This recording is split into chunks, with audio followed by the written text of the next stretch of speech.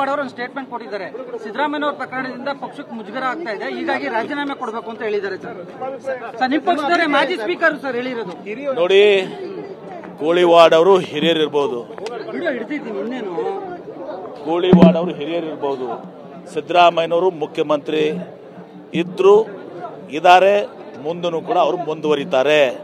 ರಾಜೀನಾಮೆ ಕೊಡುವಂತ ಪ್ರಶ್ನೆ ಬರೋದಿಲ್ಲ. ಸಿದ್ದರಾಮಯ್ಯನವರು ಯಾವುದೂ ತಪ್ಪು ಮಾಡಿಲ್ಲ. ಒಂದನೇದಾಗಿ ಇವತ್ತು ಸಹ ಈಗ ಏನು ಇನ್ವೆಸ್ಟಿಗೇಷನ್ ಕೇಳಿದ್ದಾರೆ 17A ಪ್ರಾಥಮಿಕ ತನಿಖೆಗೆ, ಇವತ್ತು ಅವ್ರು ಯಾವುದಾದ್ರೂ ಫೈಲ್ನಲ್ಲಿ ನೋಟಿಂಗ್ ಮಾಡಿದಾರಾ, ಅವ್ರು ಯಾವುದಾದ್ರು ಲೆಟರ್ ಬರ್ದಿದ್ದಾರಾ? ಏನೂ ಇಲ್ಲಲ್ಲ. ಏನು ಬರ್ತದೆ ಇನ್ವೆಸ್ಟಿಗೇಷನ್ನಲ್ಲಿ? ನಮಗೆ ಜಯ ಸಿಗುತ್ತೆ. ಪ್ರಾಥಮಿಕ ತನಿಖೆಗೆ ಮಾಡಿದಂಥದ್ದು 218 BNSSನಲ್ಲಿ ಪರವಾನಗಿ ಪ್ರಾಸಿಕ್ಯೂಷನ್ ಕೊಟ್ಟಿಲ್ಲ. ಕೋಳಿವಾಡ್ ಅವರು ಯಾಕೆ ಈ ರೀತಿ ಹೇಳಿದ್ರು ಗೊತ್ತಿಲ್ಲ. ಇದು ಹೈಕಮಾಂಡ್ ಗಮನಿಸ್ತದೆ. ಮತ್ತು ಒಂದು ಹೇಳ್ತೀನಿ, ಸಿದ್ದರಾಮಯ್ಯನವರು ರಾಜೀನಾಮೆ ಕೊಡುವಂಥ ಅವಶ್ಯಕತೆ ಇಲ್ಲ.